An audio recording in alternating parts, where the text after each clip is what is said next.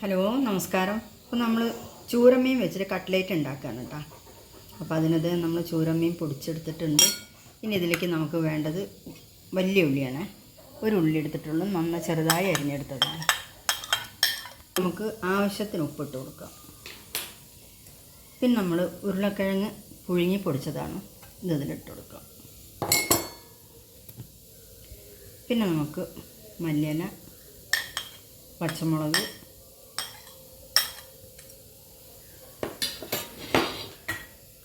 ഒരു 1/4 ടീസ്പൂണ് ഗരം മസാലപ്പൊടി, നമുക്ക് ഒരു 1/4 ടീസ്പൂണ് മഞ്ഞൾപ്പൊടി, മുളക് പൊടി. ഇത് നമുക്ക് നന്നായിട്ടൊന്ന് കുഴച്ചെടുക്കാം. ഇതിൻ്റെ കൂടെ നമുക്ക് ഒരു സ്പൂണ് എടുത്തിട്ടുണ്ട് കോൺഫ്ലെക്സ് പൊടിച്ചെടുത്തതാണ്. അപ്പോൾ ബ്രെഡ് അതിൻ്റെ അടുത്ത് ഇല്ലാത്തതുകൊണ്ട് ഞാൻ കുറച്ച് കോൺഫ്ലെക്സാണ് എടുത്തിട്ടുള്ളത്. ഇത് നമുക്ക് ഇതിൻ്റെ കൂടെ ചേർത്ത് കൊടുക്കാം. ഇനി നമുക്കിതൊന്ന് ഷേപ്പ് ചെയ്തെടുക്കാം. ഞാനിപ്പോൾ നമ്മളെ കട്ട്ലേറ്റിൻ്റെ ഷേപ്പിൽ തന്നെയാണ് ഇത് ഉരുട്ടിയെടുത്തിട്ടുള്ളത് കേട്ടോ. നമുക്ക് നീളമുള്ള ഷേപ്പിലോ നമ്മളെ ഇഷ്ടത്തിനുള്ള ഷേപ്പിൽ നമുക്കിത് ഉരുട്ടിയെടുക്കാം.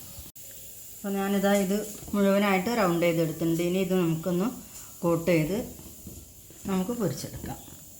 അപ്പോൾ ഞാനതിൽ ഉള്ളിയൊന്നും വാട്ടാതെയാണ് എടുത്തിട്ടുള്ളത് കേട്ടോ. ഒക്കെ പച്ചക്കാണ് ചേർത്തിട്ടുള്ളത്.